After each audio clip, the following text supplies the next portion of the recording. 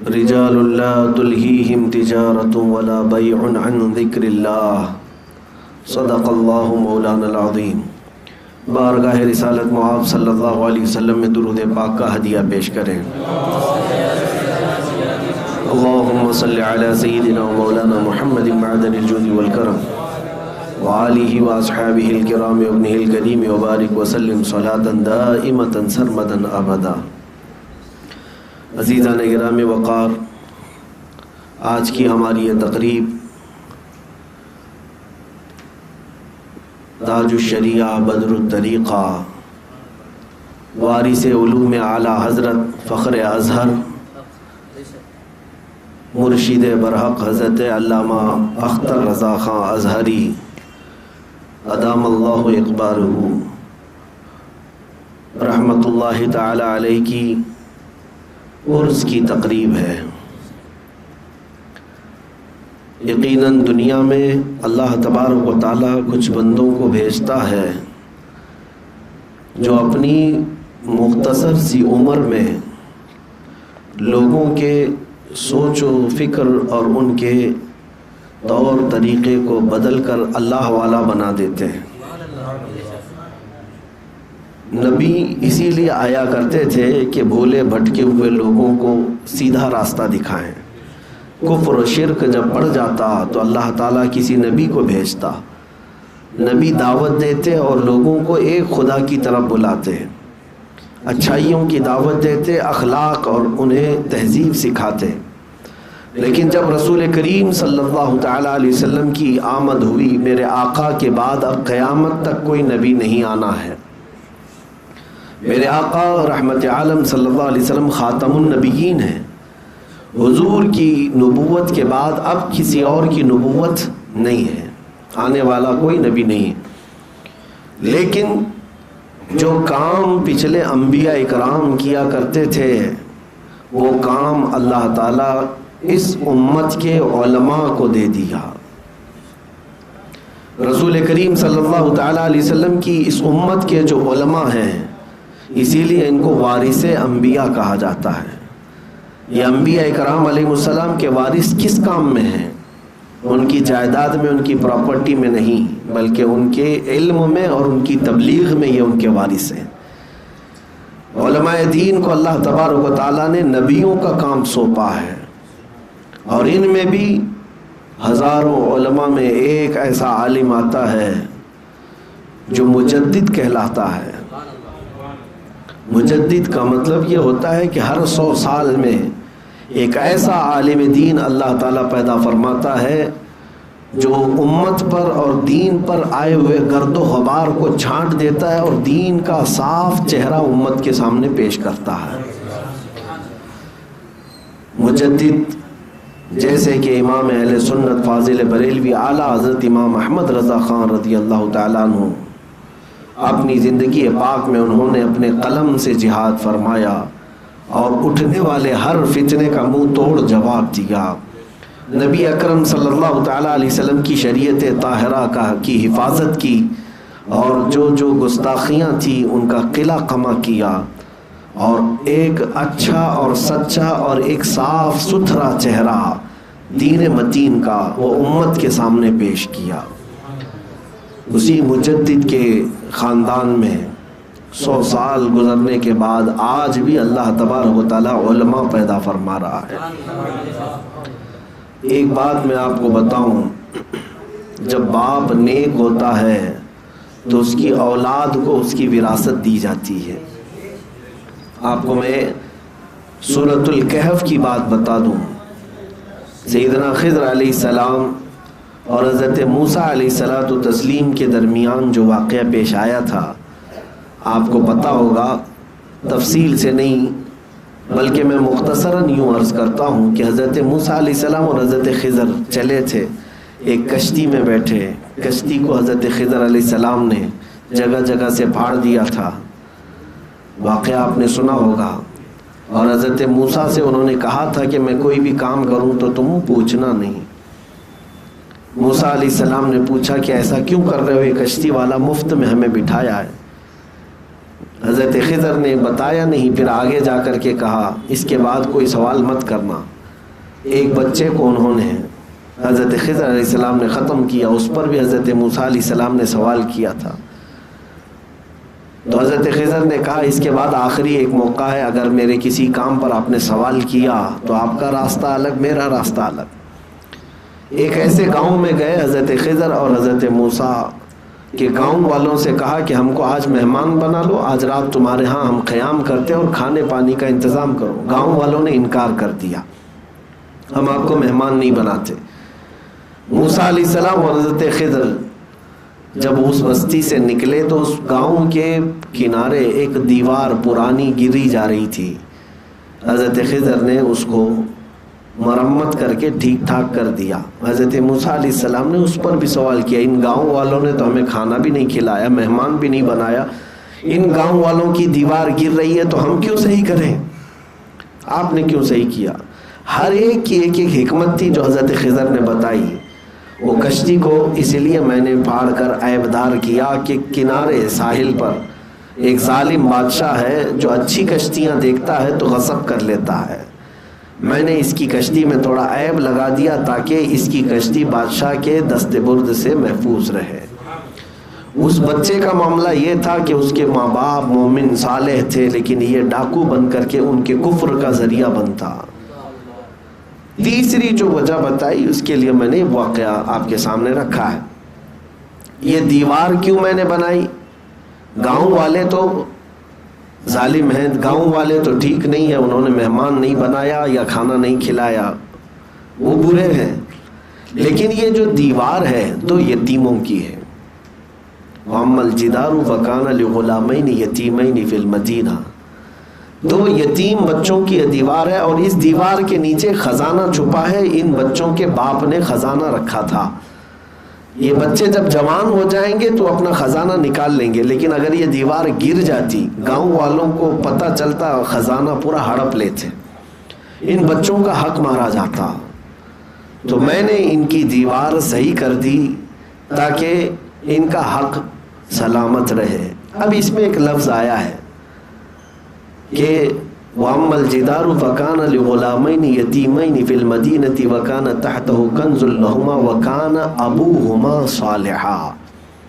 اللہ تعالیٰ نے قرآن میں فرمایا، حضرت خضر نے فرمایا ان دونوں بچوں کا باپ نیک آدمی تھا، ان بچوں کا باپ نیک آدمی تھا۔ اب تفسیر میں فرمایا گیا، تفسیر میں یہ فرمایا گیا ہے کہ یہ جو دو یتیم بچے ہیں ان کا باپ نہیں بلکہ ان کی 7ویں پشت پر دادا نیک تھا۔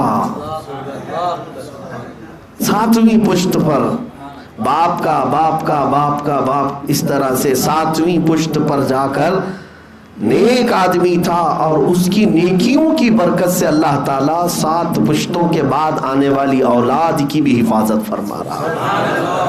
اب اندازہ کریں، ایک بندہ نیک ہوتا ہے تو اس کی وراثت اس کی اولاد کو بھی مل جاتی ہے۔ اب یہاں پر میں نے یہ بات اس لیے چھیڑی کہ وقت کے ایک عظیم مجدد کو ہندوستان نے اپنی آنکھوں سے دیکھا، عاشق رسول فنا فی الرسول، مصطفیٰ کریم صلی اللہ تعالیٰ علیہ وسلم کے دربار میں اپنا سب کچھ فنا کرنے والا، وہ عاشق صادق امام اہل سنت فاضل بریلوی اعلیٰ حضرت امام احمد رضا خان کی ذات ہے۔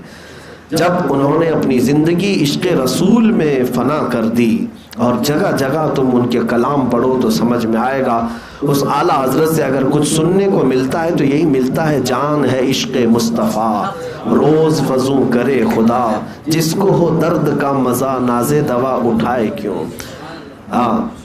حضور پاک صلی اللہ تعالیٰ علیہ وسلم کی محبت کے ہی قصیدے پوری زندگی میں، جہاں پر بھی دیکھو خاک ہو کر عشق میں آرام سے سونا ملا، جان کی اکسیر ہے الفت رسول اللہ کی۔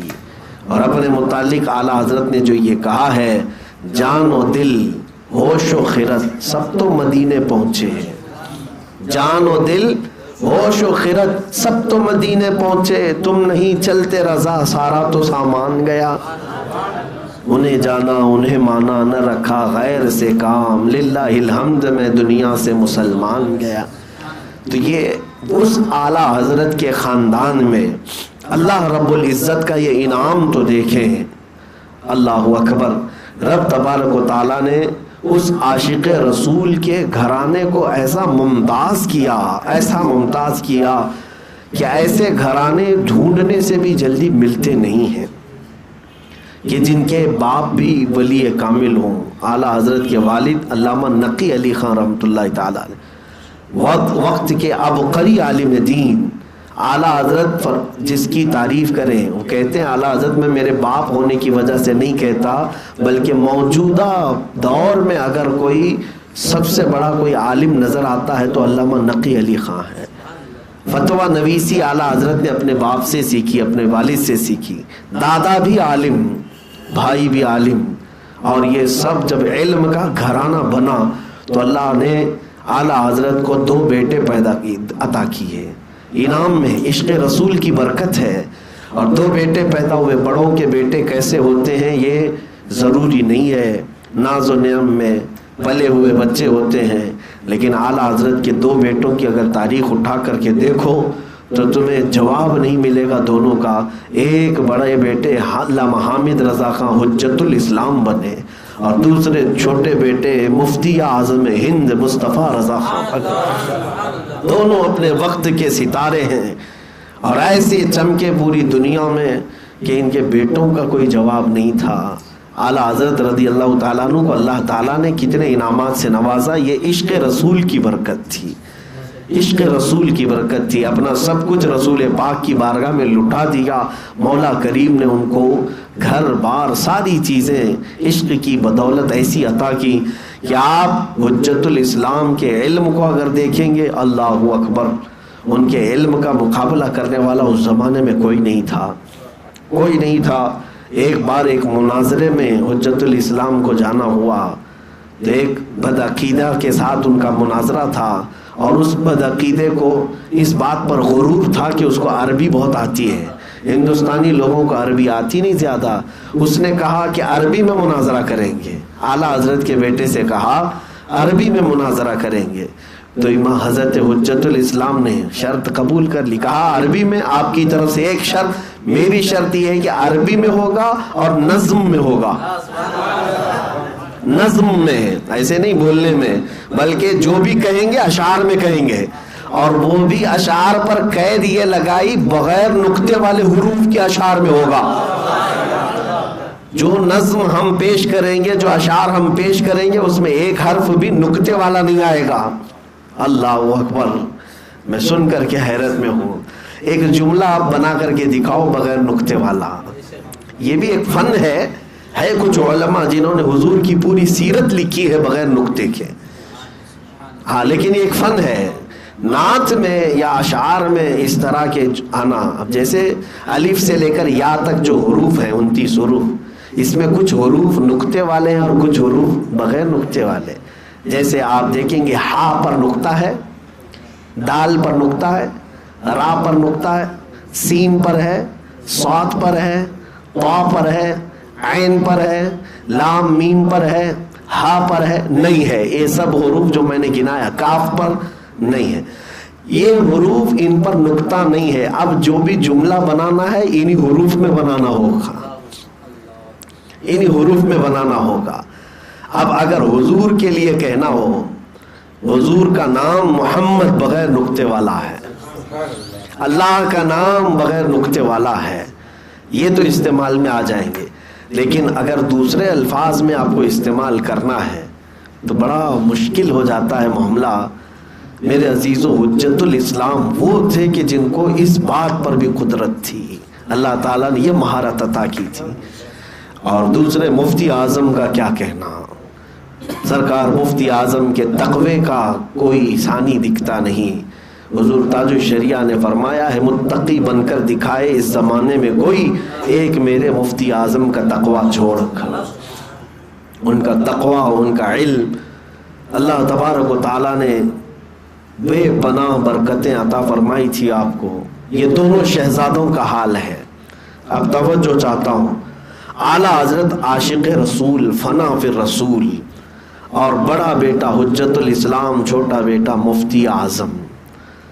اب ان کے بعد اگر آگے ہم آتے ہیں تو حجت الاسلام کے بیٹے ابراہیم رضا خان، مفتی اعظم کی بیٹی، دونوں کا نکاح اعلیٰ حضرت کرواتے ہیں، دونوں کا نکاح اعلیٰ حضرت کرواتے ہیں، یعنی اپنے بڑے بیٹے حجت الاسلام کے بیٹے یعنی اعلیٰ حضرت نے اپنے پوتے کا نکاح اپنے پوتی کے ساتھ، دوسرے بیٹے کی بیٹی کے ساتھ نکاح کروایا، اور اس خمیر سے، ان دونوں کے اختلاط سے جو وجود دنیا میں آیا اسے تاج الشریعہ کہا۔ اب آپ اندازہ کر سکتے ہیں جس کے باپ کی طرف سے بھی اعلیٰ حضرت ہوں اور ماں کی طرف سے بھی اعلیٰ حضرت ہوں، فیض ہی فیض پا رہا ہو، حجت الاسلام کا بھی فیض آیا ہو، مفتی اعظم کا بھی فیض آیا ہو، اور ان دونوں کے بعد اگر سرپرستی ملی ہو تو اعلیٰ حضرت سے ملی ہو، یہ کیا تمام چیزیں آ کر جہاں جمع ہو گئیں۔ اسی لیے میرے عزیزو آج بھی دنیا دنگ ہے۔ میں نے مرشد گرامی حضور تاج الشریعہ رحمت اللہ تعالیٰ علیہ کے ساتھ وقت بتایا، یہ بات نہیں ہے کہ ان کو صرف ہندوستانی پاکستانی لوگ چاہتے تھے، نہیں، عرب کی دنیا میں بھی جب وہ گئے تو اپنے جلوے بکھیرتے رہے۔ ہاں، کچھ لوگوں کو ایسا لگتا ہوگا کہ وہ بڑے خوبصورت تھے دیکھنے میں، اس لیے لوگ ان کی طرف مائل ہوتے ہیں۔ ملک شام جا کر کے دیکھو، خوبصورتی کی کمی نہیں ہے، عراق میں جا کر دیکھو، سارے ایک سے ایک خوبصورت لوگ موجود ہیں، ترکی میں جا کر دیکھو، ایک سے ایک خوبصورت موجود ہے، لیکن ملک شام جب دنیا کے حسین لوگ وہاں موجود ہیں، ارے وہاں پر عام لوگوں کو بھی اگر آپ دیکھیں گے تو وہ بہت خوبصورت نظر آئیں گے، لیکن جب ملک شام حضور تاج الشریعہ گئے تھے، اگر حسن کا ہی معاملہ ہوتا تو لوگ ایک دوسرے، روزانہ وہاں گورے لوگ، خوبصورت لوگ گھومتے رہتے، دیکھتے رہتے ایک دوسرے کو، لیکن جب حضور تاج الشریعہ دمشق پہنچے تھے ملک شام، وہاں کے حالات ایسے تھے کہ عوام تو عوام، ملک شام میں جو پچھلے 40 سال سے 50 سال سے بخاری شریف کا درس دے رہے ہیں وہ علماء آئے، ان میں سے ایک بہت بڑے بزرگ عالم دین ہیں جن کی سند کے لیے دور دراز سے لوگ سفر کر کے آتے ہیں ملک شام میں، وہ بزرگ عالم دین جب حضور تاج الشریعہ تشریف لائے تو کھڑے ہوئے، اور اتنا ہی نہیں بلکہ حضرت کی جوتیاں صحیح کرنے کے لیے آگے بڑھے۔ وہ حضرت سے عمر میں بھی کافی بڑے تھے، عمر میں بھی کافی بڑے تھے، وہ شہید ہو گئے، اب میں نے بھی ان کو دیکھا ہے۔ میرے عزیزوں، یہ علماء کی بات کر رہا ہوں وہاں کے، اور پھر مصر کی سرزمین پر یہ فقیر حاضر رہا حضور تاج الشریعہ کے ساتھ، جب حضرت مصر کے دورے پر آئے تھے، الحمدللہ آپ کی خدمت میں شروع سے اخیر تک میں حاضر رہا، مجھے یہ شرف حاصل ہے انتظام سے لے کر خدمات تک۔ لیکن میں آپ کو بتاؤں، جب وہاں پر مصر میں کانفرنس رکھی گئی تھی، شروع میں تو ہمیں پرمیشن نہیں ملی تھی، جس ہال کو بک کیا گیا تھا تو ہال والوں نے تو یوں ہی دے دیا کہ کوئی ان کی عام تقریب ہوگی، لیکن دھیرے دھیرے وہاں کی پولیس اور سیکورٹی کو جب پتہ چلا کہ ان کے کوئی شیخ آ رہے ہیں جو ہندوستان کے بڑے ہیں، تو وہاں کی ایجنسیاں اس زمانے میں بڑی سخت تھیں، اور حکومت اس وقت حسنی مبارک کی چلتی تھی، بڑا سخت معاملہ ہوتا تھا، جاسوسی کا بھی نظام بہت سخت تھا، تو ان لوگوں نے آخر تک پرمیشن نہیں دیا، اور آخر وہ دن آیا کہ جب ہم نے دعوت دے رکھی تھی سارے علماء کو، کچھ یہاں کے کیڑے مکوڑے بھی وہاں پر تھے، ان لوگوں نے کہا یہاں بڑے بڑے لوگ آتے ہیں، تم دعوت دے رہے ہو، مصر میں جو جامع ازہر میں پڑھانے والے اساتذہ ہیں، استاذ ہیں، وہ جلدی کسی کی کانفرنس میں جاتے نہیں، ان کے کام کاج اتنے ہوتے ہیں، کئی کتابیں ان کے نگرانی ترتیب پا رہی ہوتی ہیں، وہ جلسے جلوس والے لوگ ہوتے نہیں ہیں۔ ٹھیک ہے، دعوت دے دیا تم نے، کوئی ایک دو استاد آ گئے تو ٹھیک ہے، اچھی بات ہے، ازہر کے، جامع ازہر کے ایک دو استاد کسی محفل میں آ گئے تو کامیابی کی ضمانت ہو جاتی ہے وہاں پر، لیکن اس پر مزید یہ کہ پرمیشن بھی نہیں، اور ہم نے دعوت 100 کو دے کر رکھا ہے ہر جگہ، لیکن وقت مقررہ جب آیا 12 بجے اس کانفرنس کو دن کے شروع ہونا ہے، طلبہ بھی تھے، اب اساتذہ کے آنے کا وقت شروع ہو گیا، صبح 10 بجے تک ہمارے پاس پرمیشن نہیں. حالانکہ ایسا ہوتا نہیں ہے. ہال والے بھی جو تھے وہ پریشان ہو گئے اور کہا کہ نہیں، ہمیں امن کی طرف سے یعنی ڈپارٹمنٹ کی طرف سے اجازت نہیں ابھی تک. اللہ سلامت رکھے. وہاں پر جو اس دن ڈیوٹی پر تھے ایک پولیس والے، وہ امن پولیس کو کہتے ہیں، وہاں پر بڑے عہدے پر تھا وہ بندہ. وہ مجھے بلایا اور کہا میں دیکھ رہا ہوں تم دوڑ رہے ہو بھاگ رہے ہو دوڑ رہے ہو بھاگ رہے ہو، تمہیں لیٹر تو نہیں ملنے والا ہے. ایک کام کرو، تمہارے شیخ آ رہے ہیں، آج میری ڈیوٹی ہے، میں اپنے ذمے پہ کراتا ہوں، میں کھڑا رہوں گا، جو ہوگا میں اپنے اوپر دیکھ لوں گا.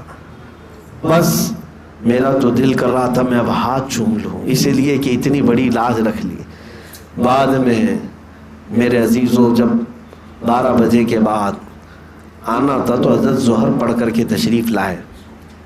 جیسے ہال میں آئے، جو لوگ ہمیں تانا مار رہے تھے کوئی آئے گا نہیں آئے گا، ایک استاد 2 استاد آ گئے کوئی جامعہ ازہر کے تو دیکھ لیں گے، لیکن الحمدللہ ہمارے پاس آج بھی وہ رپورٹ موجود ہے، 27 علماء ازہر اس میں شریک ہوئے تھے.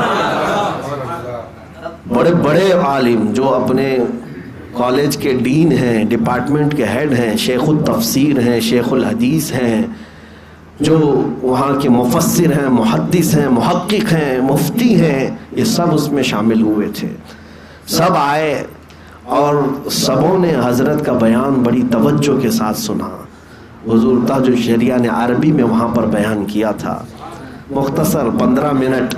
لیکن جانتے ہیں جو طلبہ آئے تھے افریقہ کے، اور افریقہ کی جتنی کنٹریز ہیں سب کے کوئی نہ کوئی طلبہ وہاں تھے، ملیشیا کے، انڈونیشیا کے، اس کے علاوہ افغان کے، افغانستان کے، سری لنکا کے، ادھر کے تو تھے ہی، عرب میں بحرین کے، عراق کے، اور کہاں کہاں کے، یہ سب طلبہ وہاں پر جو جمع تھے، قریب 60-70 کی تعداد میں، یہ باہر غیر ملکی طلبہ تھے. اور جب حضرت وہاں سے نکلنے لگے تو میرے عزیزوں وہ لوگ علم کے ماحول میں رہنے والے لوگ ہیں. آپ اگر امٹ پڑھتے ہیں پیروں پر تو سمجھ میں آتا ہے کہ ہندوستان میں جہالت ہے، کسی کے بھی پیچھے لوگ پڑ جاتے ہیں. لیکن وہ لوگ جو وہاں پر کوئی PhD کر رہا ہو، کوئی ماجسٹر کر رہا ہو، جو تحقیق کے طلبہ ہیں اور اساتذہ ہیں، حضرت جب اتر کر جانے لگے تو جیسے یہاں پر ٹوٹ پڑتے، اس سے زیادہ وہ عربی لوگ حضرت پر ٹوٹ پڑے ہوئے تھے، کوئی ادھر سے کوئی ادھر سے. اور ان کا صرف اور صرف اتنا ہی مطالبہ تھا کہ آپ اپنی سند حدیث ہمیں عطا فرما دیں، آپ سے جو سند حضور تک پہنچتی ہے وہ ہمیں عطا کر دیں. حضرت وہاں پر مجمع میں ہر ایک کا سوال سنتے رہے. اخیر میں مجھے خود حضرت نے بلا کر کے کہا سندیں منگواؤ، اور جتنے لوگوں نے کہا ہے حضرت نے مجھے وکیل بنایا تھا، تقریباً 26 سندیں میں نے حضرت کی وہاں پر علماء کو تقسیم کیا تھا. جو پڑھانے والے لوگ ہیں وہ حضرت سے سند لینے پر فخر کرتے تھے. یہ ہے میرے تاج الشریعہ کی عظمت، جس نے عرب میں، عجم میں نہیں بلکہ عرب میں بھی اپنا لوہا منوایا. اور اگر یہ عظمت اور یہ انعام اگر کسی کو ملتا ہے تو وہ صرف چہرے سے اور کپڑے سے نہیں ملتا، یہ تقوی سے ملتا ہے اور عشق رسول کی بنیاد پر ملتا ہے. ہاں میرے عزیزوں، تاج الشریعہ رحمۃ اللہ تعالیٰ علیہ کا مسئلہ یہ نہیں تھا کہ بڑے باپ کے بیٹے تھے اس لیے مشہور ہو گئے. نہیں، بڑے باپ کے بیٹے ہوتے ہوتے بڑے کام والے بھی تھے، بڑے عمل والے بھی تھے، بڑے عمل والے بھی تھے. آپ نے زندگی پاک میں جو تقوی اختیار کیا، آنکھوں دیکھا حال، لوگ آج بھی ان کے مریدین، ان کے خدام، ان کے خلفاء آج بھی موجود ہیں. ایک جملہ میں اگر کہوں تو آپ سب کو سمجھ میں آ جائے گی، جو وہ باہر تھے وہی اندر بھی تھے. بس اس بات کو سمجھ لیں، جیسا ان کا ظاہر تھا ویسا ہی ان کا باطن بھی تھا. وہ تنہائی میں اسی طرح رہتے جیسے مجمع میں ہوا کرتے. اللہ تبارک و تعالیٰ نے ان کو جس گھرانے میں پیدا کیا اس گھرانے کی انہوں نے لاج رکھی تھی، بلکہ اعلیٰ حضرت کے خانوادے کو اور مزید چمکا دیا اپنے تقوی سے اور اپنے علم کی برکت سے. آپ کو پتہ ہے آپ ظاہر سی بات ہے میں خود محسوس کرتا ہوں کہ جب دین کی تبلیغ میں ہم نکل پڑتے ہیں تو وقت کی تنگی ایسی ہوتی ہے. آج آپ کے سامنے میں کتنے دنوں کے بعد حاضر آتا ہوں. اپنے محلے میں وقت دینا مشکل ہو جاتا ہے جب ہر جگہ دورے ہو رہے ہوں, جلسے ہو رہے ہوں, لوگ ہر جگہ سے دعوت دے رہے ہوں. میں بہت ادنا آدمی ہوں, چھوٹا آدمی ہوں, میری کوئی حیثیت نہیں, لیکن میں محسوس کر رہا ہوں مسلسل سفر کی وجہ سے آج ایسی تنگی وقت دامنگیر ہوتی ہے کہ گھر میں بھی زیادہ وقت نہیں دے پاتے, اپنے محلے میں بھی نہیں دے پاتے, اپنے شاگردوں کو وقت نہیں دے پاتے. یہ قلت تنگی وقت کی ہمیشہ ستاتی رہتی ہے. لیکن حضور تاج الشریعہ کا مقام کہاں, جن کو ہر ایک دیوانہ چاہتا تھا کہ ہمارے ادھر آئیں. کون نہیں چاہتا, اور وہ اپنی عمر کے 70ویں سال پر بھی ایسے مسلسل سفر کرتے تھے, ایسے مسلسل سفر کہ میں سمجھتا ہوں کہ 25 سال کا جوان بھی وہ سفر نہیں کر سکتا, وہ سختیاں برداشت نہیں کر سکتا. میری حالت آج, میں بنگال, اڑیسہ اور بہار جا کر کے آ جاؤں تو ہر جگہ سے آواز آنے لگتی ہے جسم سے. 12 گھنٹے بیٹھ کر کے سفر کرنا. میرے عزیزو, آج کا سفر پھر بھی بہت آسان ہے, پلین میں جانا ہے, کاروں میں بیٹھنا ہے, لیکن یہ سفر بھی ہمارے جسموں کو تھکا دیتا ہے. اور حضور تاج الشریعہ رحمۃ اللہ تعالیٰ علیہ اپنی جوانی میں جو سفر کیے ہیں وہ اتنی کشادہ گاڑیاں یا اتنی سہولیات نہیں تھیں. میں آپ کو بتاؤں, اتر پردیش میں الہ آباد میں ابھی چند دنوں پہلے 2 مہینے قبل سفر پر تھا. ایک پروگرام میں, ایک جلسے میں شرکت ہوئی اور وہاں سے پھر میں باندہ جا رہا تھا. راستے میں جس گاڑی میں ہم جا رہے تھے بڑا تنگ راستہ تھا, چھوٹا روڈ تھا. گاڑی چلتی رہی. دوپہر سے جو نکلے, مغرب کا جب وقت آیا, عصر ایک جگہ پڑھ لیا, مغرب کی نماز کے لیے ہم مسجد ڈھونڈ رہے تھے. اب ایک چھوٹا سا گاؤں اور ایک چوراہا آیا, تو وہاں ہم اپنے میپ کے ذریعے سے بھی ڈھونڈ رہے تھے کہ کوئی مسجد نظر آ جائے. تو کوئی مسجد دکھ تو رہی تھی لیکن راستہ مل نہیں رہا تھا. چوراہے پر ہم چلتے جا رہے تھے تو ایک شخص ایسی نظر آیا. ہم نے اس کو پوچھا کہ یہاں کوئی مسجد ہے, تو وہ اتفاق سے وہ مسلمان تھا, وہ پہچان لیا, کہا ہاں ہے, آئیے. جب ہم آگے بڑھے تو ایک اور بندہ ملا, ایک اور لڑکا. وہ ابھی مغرب کی نماز پڑھ کر کے وہ باہر آ ہی رہے تھے. وہ ہمیں دیکھتے ہی انہوں نے پہچان لیا, کہا مفتی صاحب آپ ادھر آئے ہیں, ہم بڑے دنوں سے انتظار میں تھے ملاقات کے لیے. بڑے خوش ہوئے اور کہا کہ چلے نماز کے لیے. چھوٹی گلیوں میں سے اندر لے کر گاؤں میں چلے گئے, اور مسجد میں مغرب کی نماز کے لیے جب میں گیا, مغرب ہو کر کے 1.25 گھنٹہ ہو چکا تھا, لیکن ابھی وہ لوگ نماز نہیں پڑھے تھے. اہتمام نہیں نمازوں کا. جب کوئی آ گیا تو نماز پڑھ لیں گے, نہیں تو نہیں. اب ہم پہنچے تو جماعت سے ہم نے نماز پڑھائی. نماز پڑھنے کے بعد آس پاس کے سب لوگوں میں اس نوجوان لڑکے نے اعلان کر دیا, بتا دیا کہ فلاں مفتی صاحب آئے ہیں. سب لوگ جمع ہو گئے, بھیڑ ہو گئی. اس کے بعد جب نکلنے لگے تو بہت ضد کر کے اس نوجوان نے کہا کہ حضور آپ میرے گھر چلیں. اب وہ گھر کہاں تھا, جھاڑیوں کے اندر, نیچے پورا کیچڑ تھا, پانی بھرا ہوا تھا, اور ہم کپڑے پہنے ہوئے, رات کا اندھیرا ہے. کپڑے اٹھا کر کے پتھروں پر پیر رکھتے رکھتے گئے, اور آخر میں جانے کے بعد ایک چھوٹا سا ان کا گھر تھا, اس گھر میں اندر گئے. گرمی بھی بڑی شدت کی تھی. ایک کھاٹ جو ہوتی ہے اس کھاٹ پہ وہ لوگ بٹھائے اور جو بھی چائے پانی پیش کیے. یہ میں اس لیے نہیں عرض کر رہا کہ میرے سفر کی کوئی سختیاں ہیں. اس نوجوان نے اس کے بعد کہا کہ حضرت آپ کو میں یہ بتاؤں کہ اس گھر پہ حضور تاج الشریعہ آئے تھے.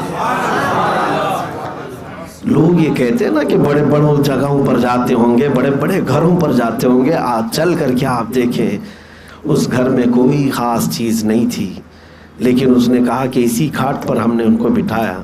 ہمارے پاس تو 5 منٹ کا وقت تھا, ہم جو ہے فوراً چائے پی کر کے نکلنے لگے تو ان کے گھر سے اندر سے آواز آئی کہ آپ کے حضرت یہاں پر پوری رات بتائے تھے، پوری رات یہاں قیام کیا تھا، آپ 5 منٹ میں جا رہے ہیں۔ دل میں ایک عجیب سی کیفیت ہوئی، یہ وہ لوگ ہیں جنہوں نے دین کے لیے ساری چیزیں برداشت کی ہیں۔ میرے عزیزوں، ہاں علماء کو، قائدین کو سہولیات دینا یہ امت کے لیے ضروری ہے۔ ہمارے اکابرین آئیں تو ہم یہ نہیں کہتے کہ بیل گاڑی میں لے کے آؤ، ہم اپنی طاقت اور استطاعت کے مطابق ان کو اعلیٰ سے اعلیٰ انتظامات میں لائیں گے، لیکن جو ہمارے اکابر ہیں یا جو ہمارے علماء ہیں انہوں نے ہمیں یہ سکھایا ہے کہ دین کے لیے اور میرے مصطفیٰ کی محبت کی خوشبو بانٹنے کے لیے جن کانٹوں پر بھی چل کر جانا پڑے تو جائیں گے اور حضور کا پرچم لہرائیں گے۔ عزیزان گرامی وقار، میں یہ بات کہاں سے چھیڑا اور کہاں پہنچ گیا سنیں۔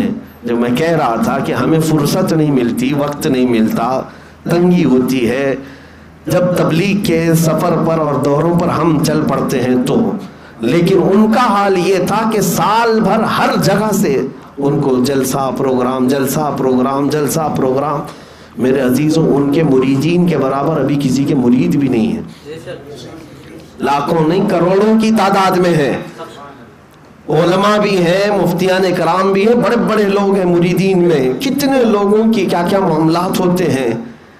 آپ میں جو بات کہنے جا رہا ہوں توجہ، تبلیغی سفر اپنی جگہ پر، پروگرام ہر جگہ جانا ہے، وہاں لوگوں کا جھنڈ جو آتا ہے ٹوٹ پڑتا ہے، اسے سنبھالنا الگ، اور پھر مریدین کے شکوے شکایت وہ اپنے الگ، کروڑوں لوگ جو ہر ایک یہ چاہتا ہے کہ میرا پیر و مرشد میری رہنمائی کرے، کتنے لوگوں کی طرف سے خط آتے۔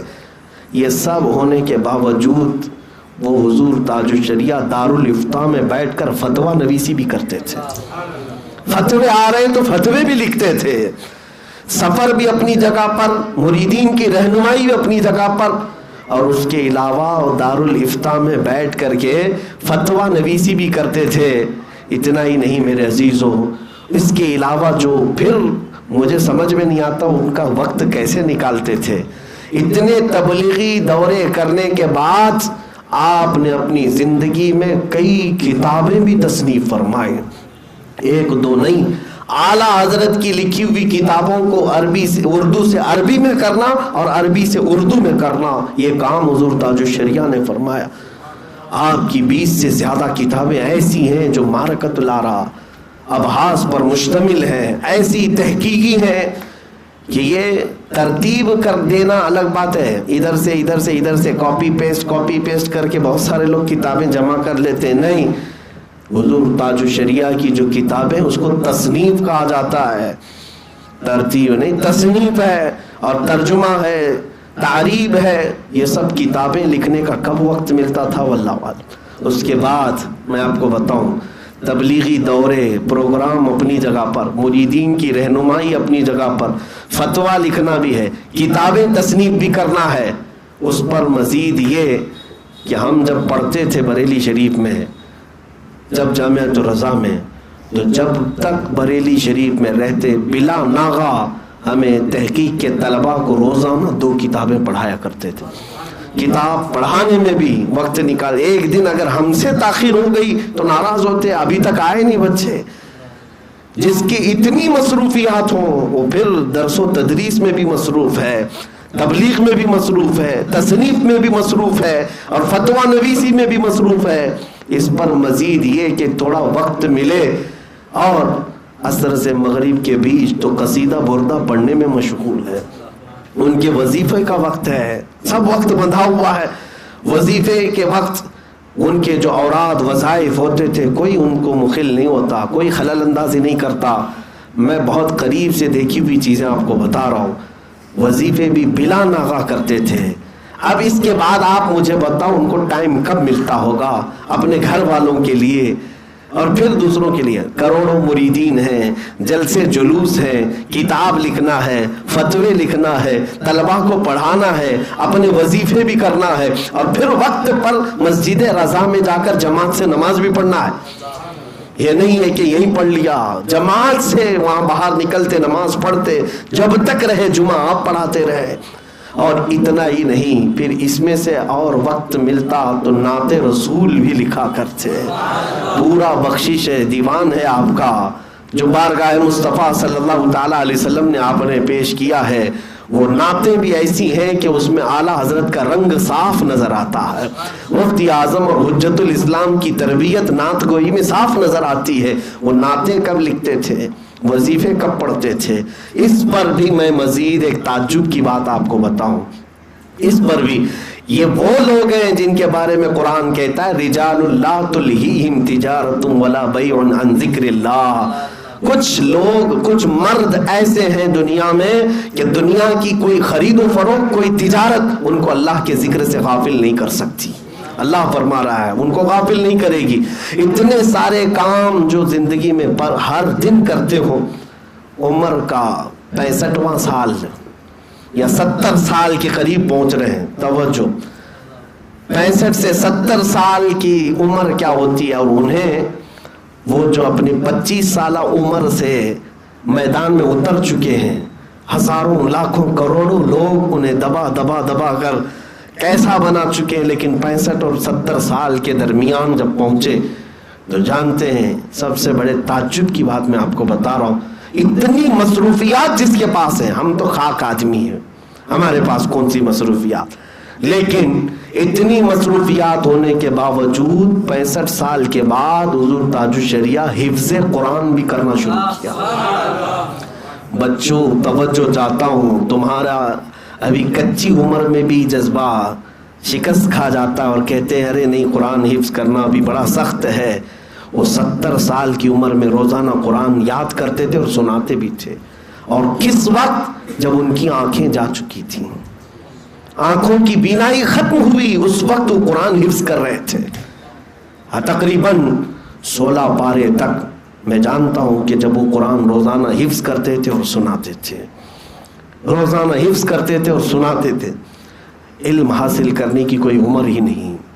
میرے عزیزوں، یہ تو جو ہمیں سامنے نظر آتی تھی وہ مصروفیات ہے، اور باقی جو باطن میں ان کی مصروفیات تھیں اللہ کے لیے اور رسول پاک کے لیے، وہ بیان سے زیادہ ہیں، بیان سے زیادہ ہیں.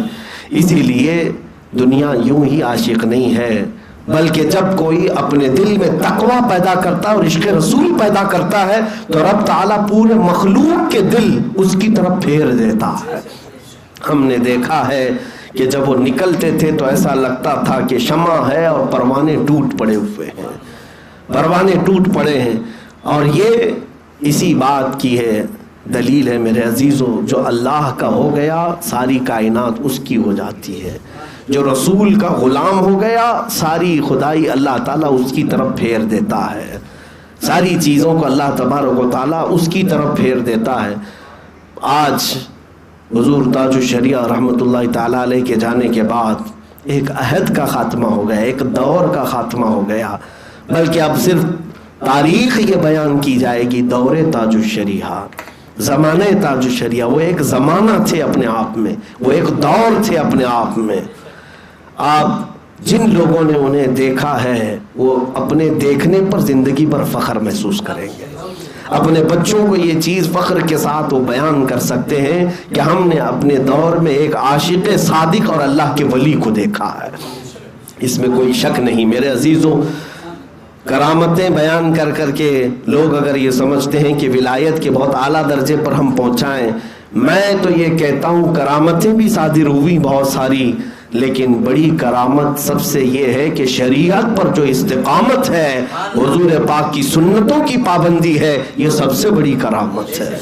ہاں، پیروں میں تو بہت سارے ایسے پیر آ گئے ہیں تمہیں پتہ بھی نہیں ہے، وہ تو دین سے بھی بھاگے ہوئے ہیں، شریعت سے بھی بھاگے ہوئے ہیں. اور لوگ یہ سمجھنے لگ جاتے ہیں کہ پیر ہونے کے بعد شریعت کو نہیں لینا ہے، وہ الگ راستہ، یہ الگ راستہ ہے. ہاں، ایسے پیروں کے لیے ہی تو میں بار بار کہتا بھی ہوں، اے میرے عزیزو الرٹ رہو.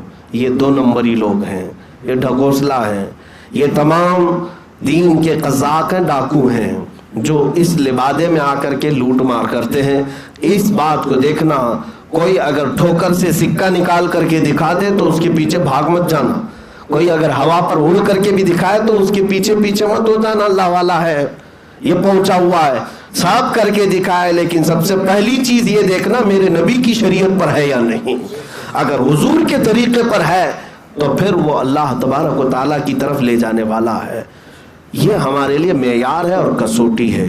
الحمدللہ ہمیں اس بات پر فخر ہے کہ سرکار حضور تاج الشریعہ رحمۃ اللہ تعالیٰ علیہ کی بارگاہ میں رہنے کا اور آپ سے پڑھنے کا شرف ملا ہے۔ اور آج میں آپ کے سامنے بھی یہ کہتا ہوں کہ جو کچھ بھی اللہ تبارک و تعالیٰ نے زبان میں قوت عطا کی یا آپ کے درمیان خدمت دین کا جذبہ ہے، میں سمجھتا ہوں کہ یہ فیض تاج الشریعہ ہے۔ ان کی تربیت یا ان کی محبت اور عنایت جو آج میرے پاس ہے، یہ میرے لیے سب سے بڑی سعادت ہے۔ اور میں ڈگریاں آج تک لوگوں کو نہیں بتاتا کہ میں حافظ ہوں، قاری ہوں، عالم ہوں، مفتی ہوں، فلاں ہوں، ڈکا ہوں، نہیں میرے عزیزوں، میں تو ایک عام سا آدمی ہوں۔ اگر کسی بات پر ہمیں اعزازی طور پر فخر میسر ہے اور سعادت حاصل ہے تو ہم یہ کہتے ہیں ہماری زندگی کے سب سے اہم دن وہ ہیں جن دنوں میں ہم حضور تاج الشریعہ کے قدموں میں رہا کرتے ہیں۔ یہ ہماری زندگی کے سنہرے دن ہیں، یہی ہماری زندگی کے اصل دن ہیں۔ اور قیامت کے دن مجھے امید ہے اللہ تبارک و تعالیٰ اگر ہماری بخشش فرمائے، میری بخشش فرمائے، تو اس نسبت کے ذریعے بخشش فرمائے گا۔ میں گندا نکما صحیح میرے عزیز بچوں جو مجھ سے وابستہ ہیں، جو میرے قریبی ہیں، میرے شاگرد ہیں یا جو مجھ سے منسلک ہیں، میں ان سب سے کہتا ہوں کہ ہو سکتا ہے میں گندا ہوں، میں برا ہوں، لیکن میرے مشائخ الحمدللہ ایسے ہی ہیں جیسے اعلیٰ حضرت نے فرمایا کیسے آقاؤں کا بندہ ہوں رضا، بول بالے میری سرکاروں کے، بول بالے میری سرکاروں کے۔ ہم نے جس کے ہاتھ میں ہاتھ دیا ہے اس کا سلسلہ رسول پاک تک جو پہنچا، ہر اس سلسلے میں موجود ولی اپنے اپنے زمانے کا قطب رہا ہے، وہ قطب رہے ہیں، وہ ان مشائخ سے الحمدللہ ہم تک یہ فیض پہنچا ہے۔ میں آخر میں اسی شجرے پر اپنی بات کو ختم کرتا ہوں۔ رسول کریم صلی اللہ تعالیٰ علیہ وسلم کا فیض، حضور اکرم صلی اللہ تعالیٰ علیہ وسلم کا نور جو اپنے دامن میں جنہوں نے سمیٹا، وہ مولا کائنات حیدر کرار علی مرتضیٰ حضرت علی کرم اللہ وجہ الکریم سے یہ فیضان امام حسین شہید کربلا، شہید کربلا سے امام زین العابدین نے لیا، امام زین العابدین سے امام باقر نے وہ فیض اٹھایا، امام باقر سے وہ فیض امام جعفر نے اٹھایا، امام جعفر صادق سے وہ فیض امام موسیٰ کاظم نے اٹھایا، امام موسیٰ کاظم سے وہ فیض حضرت علی رضا امام علی رضا نے اٹھایا، امام علی رضا سے وہ فیض سیدنا معروف کرخی نے اٹھایا، حضرت معروف کرخی سے وہ فیض حضرت سری سختی نے اٹھایا، حضرت سری سختی سے وہ فیض سیدنا جنید بغدادی نے اٹھایا، حضرت جنید بغدادی سے وہ فیض حضرت ابو بکر شبلی نے اٹھایا، حضرت ابو بکر شبلی سے وہ فیض حضرت ابو الفرح تردوسی نے اٹھایا، عبد الواحد تمیمی نے اٹھایا، اور وہ فیض ابو سعید حضرت ابو الحسن قرشی حقاری نے اٹھایا، اور وہ فیض پھر ابو سعید مبارک مخزومی نے اٹھایا، اور ان سے فیض سلطان الاولیاء سیدنا عبد القادر جیلانی نے اٹھایا، حضرت سیدنا عبد القادر جیلانی رضی اللہ تعالیٰ عنہ سے حضرت عبد الرزاق جیلانی رضی اللہ تعالیٰ عنہ نے اٹھایا۔ اس کے بعد یہ اولیاء کا سلسلہ آپ نے تو شجرہ میں پڑھا ہے نا، نصر ابی صالح کا صدقہ صالح و منصور رکھ دے حیات دی محیے جان فضا کے واسطے، یعنی حضرت نصر نے، ابو صالح نے، حضرت منصور نے یہ فیض اٹھایا، اور اس کے بعد حضرت محی الدین نے اٹھایا، اور اس کے بعد طور عرفان و علو و حمد و حسنہ و بہا، یہ چار بزرگ ہیں، حضرت احمد، حضرت بہاؤدین، یہ تمام بزرگوں سے یہ فیض چلتا ہوا حضرت سیدنا ابراہیم ایرجی تک آیا۔ حضرت ابراہیم ایرجی نے یہ فیض جو اپنے شاگرد میں اپنے خلیفہ میں منتقل کیا، وہ حضرت شاہ محمد کالپوی رحمۃ اللہ تعالیٰ علیہ تھے۔ کالپی شریف میں یہ فیض آیا، اور کالپی شریف کے 3 بزرگوں سے یہ فیض ہوتا ہوا مارہرا متحرہ میں شاہ برکت اللہ کے پاس آیا، شاہ برکت اللہ سے یہ فیض حضرت حمزہ عینی میں آیا، حضرت حمزہ عینی نے فیض یہ منتقل کیا اپنے خلیفہ صادق حضرت شمس الدین بدر العلا رضی اللہ تعالیٰ عنہ، اور ان سے فیض फैज़ उठाया सैयदी आले रसूल मारहरवी रज़ी अल्लाह ताला ने, हज़रत सैयद आले रसूल मारहरवी से ये फैज़ उठाया हज़रत अबुल हसन नूरी ने। और इन दोनों बुजुर्गों से अगर रसूलुल्लाह का फैज़ और नूर किसी ने उठाया तो इमाम अहमद रज़ा खान ने उठाया।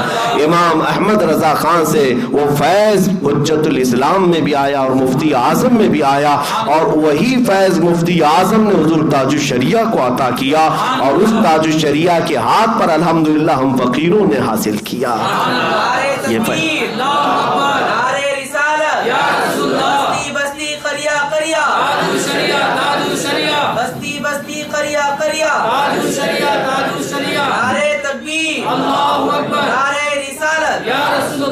मेरे अजीजों, ये बात मैंने इसलिए अर्ज किया कि ये वो सिलसिला है जिसको सिलसिलतुल ज़हब कहा जाता है। इसकी हर कड़ी सोने से ज़्यादा कीमती है, इसमें मौजूद हर शय अपने ज़माने के वली कामिल है। नबी पाक सल्लल्लाहु ताला अलैहि वसल्लम की बारगाह से ये फैज़ यहाँ तक पहुँचा है। अल्लाह करीम इस फैज़ से हमें हमेशा वाबस्ता रखे और इनकी ग़ुलामी में ज़िंदगी अता फरमाए, और इश्क़ रसूल की दौलत में मौला जिलाए, और इश्क़ रसूल के साथ हमें अल्लाह उठाए। क़यामत के दिन मौला इन्हीं बुजुर्गों की जमात में रसूलुल्लाह सल्लल्लाहु अलैहि वसल्लम के झंडे तले हमारा हशर फरमाए। मौला करीम हुज़ूर ताजुश शरिया की कब्र पर रहमत व अनवार की हज़ारों रहमतें बारिश फरमा, उनकी मरकत पर, उनकी तुरबत पर मौला तू करोड़ों रहमतें नाज़िल फरमा। मौला मेरे मुर्शिद गिरामी को रसूल करीम सल्लल्लाहु ताला अलैहि वसल्लम का पड़ोस बना दे। हुज़ूर अकरम सल्लल्लाहु अलैहि वसल्लम और उनके सहाबा की अंजुमन में उन्हें जगह अता फरमा। ऐ करीम खुदा रहमत राहिमीन, उनके कदमों की बरकत से हम और यहाँ हाजिरीन जो उर्स ताजुश शरिया में आए हैं, मौला सबको इश्क़ रसूल का जाम अता फरमा दे। आज के इन हालात में उर्स ताजुश शरिया में मौला तेरी बारगाह में हम इल्तिजा करते हैं, इन तमाम गुस्ताखाने रसूल को हिला को बर्बाद कर दे। मौला कान सुनते सुनते पक गए हैं तेरे नबी के शान में गुस्ताखियाँ, इस्लाम कुरान और तेरी ज़ात को जो गालियाँ दी जाती हैं, मौला गैब से तू कोई ऐसी चीज़ नाजिल करके इन सबको खाकिस्तर कर दे। ए रब्बे ज़ुल जलाल, ए करीम खुदा रहमर राहिमीन, मौला अगर तू हमारा इम्तिहान ले रहा है, हमारी आजमाइश है, तो मौला हम तौबा करते हैं अपने तमाम गुनाहों से। मौला तेरे इम्तिहानों के हम काबिल नहीं, तेरी आजमाइश में उतरने के काबिल नहीं। ए रब्बे ज़ुल जलाल, बेहिसाब हम सबको मुआफ़ कर दे, बेहिसाब हम सबको मुआफ़ कर दे मौला, बेहिसाब हम सबको मुआफ़ कर दे। ए करीम खुदा, ये निस्बत कादरी हमेशा हमारे साथ कायम दायम फरमा। या रब्बल आलमीन, या करमल अकरमीन, कादरी कर कादरी रख कादरियों में उठा, कदर अब्दुल कादिर कुदरत नुमा के वास्ते। ए रब्बे करीम अहसन अल खालिकीन, मौला इस महफिल में जितने लोग आए हैं अपनी ज़रूरतें लेकर उनकी ज़रूरतें पूरी फरमाते, जो बीमार हैं उन्हें शिफा देते हैं। ए रब्बे ज़ुल जलाल, हम में से जो मकरूज़ हैं उनके कर्ज़ों में आसानियाँ दें, जो बे औलाद हैं उन्हें साहब औलाद बना दें, जो नाहक मुकद्दमे और जेलों में हैं मौला उनकी रिहाई की सबील पैदा फरमा, जो बेरोज़गार हैं उन्हें हलाल रोज़ियाँ अता कर। मौला हम सबको हरामों से महफूज कर। ए करीम खुदा, गुनाहों के मरज़ से शिफा दे दे, गुनाहों की बीमारी से शिफा दे दे। इलाहुल आलमीन, हम बद सही, निकम्मे सही, हम बद अखलाक और गुनहगार सही, मगर मौला तेरे दरबार में वसीला लाते हैं इन मशाइख का जो तेरे हबीब पाक के सच्चे ग़ुलाम हैं और तेरे महबूब हैं। मौला उन औलिया और उन मशाइख के वास्ते हमारी दुआएं कबूल फरमा ले। या इलाही रहम फरमा मुस्तफ़ा के वास्ते, या रसूल अल्लाह करम कीजिए खुदा के वास्ते, मुश्किलें हल कर शहे मुश्किल कुशा के वास्ते, करबलाएं रद शहीद करबला के वास्ते, सय्यदे सज्जाद के सदक़े में साजिद रख हमें, इल्म अक़्द बाक़रे इल्म खुदा के वास्ते, सिद्क़ सादिक़ का तसद्दुक़ सादिक़ुल इस्लाम कर, बेग़ज़ब राज़ी व काज़िम और रज़ा के वास्ते, बैर मारूफ व सरी मारूफ दे, बेखुद सरी जुंद हक में गिन जुने दे बासफा के वास्ते, बहरे शिबली शेर हक दुनिया के कुत्तों से बचा, एक कारक अब्दे वाहिद बेरिया के वास्ते, बुल फरह का सदका कर गम को फरह दे, हुस्न साद बुल हसन और बू सईद साद अज़ा के वास्ते, कादरी कर कादरी रख कादरियों में उठा, कादरी कर कादरी रख कादरियों में उठा, कदर अब्दुल कादिर قدرت نما کے واسطے، احسن اللہ لہو رزقن سے دے رزق حسن بندہ رزاق تاج الاصفیاء کے واسطے، نصر ابی صالح کا صدقہ صالح و منصور رکھ دے حیات دی معیے جاں فضا کے واسطے، تور عرفان و علو و حمد و حسنہ و بہا دے علی موسیٰ حسن احمد بہا کے واسطے، خانہ دل کو ضیاء دے روئے ایمان کو جمال شہزیاں مولا جمال الاولیاء کے واسطے، بیر ابراہیم ہم پر نار غم گلزار کر بھیک دے داتا بھکاری بادشاہ کے واسطے، خانہ دل کو ضیاء دے روئے ایمان کو جمال شہزیاں مولا جمال الاولیاء کے واسطے، دے محمد کے لیے روزی کر احمد کے لیے خان فضل اللہ سے حصہ گدا کے واسطے، دین و دنیا کی ہمیں برکات دے برکات سے، عشق عقد عشقیے عشق انتما کے واسطے، حب اہل بیت دے آل محمد کے لیے کر شہید عشق حمزہ پیشوا کے واسطے، دل کو اچھا تن کو ستھرا جان کو پر نور کر اچھے پیارے شمس دین بدر العلا کے واسطے، دو جہاں میں خادم آل رسول اللہ کر حضرت آل رسول مقتدہ کے واسطے، نور جان و نور ایمان نور قبر و حشر دے بالحسین احمد نوری لقا کے واسطے، کر عطا احمد رضا احمد مرسل ہمیں میرے مولا سیدی احمد رضا کے واسطے، حامد محمود حماد احمد کر مجھے میرے آقا سیدی حامد رضا کے واسطے، سائے جملہ مشائخ یا خدا ہم پر رہے رحم فرما آل رحمہ مصطفیٰ کے واسطے، یا خدا اختر رضا کو چرخ پر اسلام کے رکھ درخشاں ہر گھڑی اپنی رضا کے واسطے، صدقہ ان آیا کا دے چھے عین عز و علم و عمل عفو عرفہ عافیت ہم سب گدا کے واسطے، الہ اشرف النبی الاکرم محمد المصطفیٰ صلی اللہ علیہ وسلم وآلہ واصحابہ واولیاء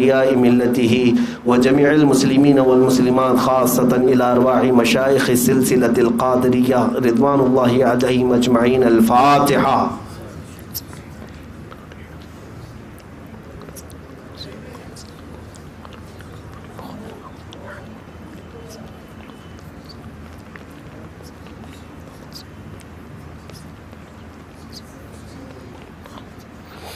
إن الله وملائكته يصلون على النبي يا أيها الذين آمنوا صلوا عليه وسلموا تسليما اللهم صل على سيدنا ومولانا محمد معدن الجود والكرم وآله وأصحابه الكرام وابنه الكريم وبارك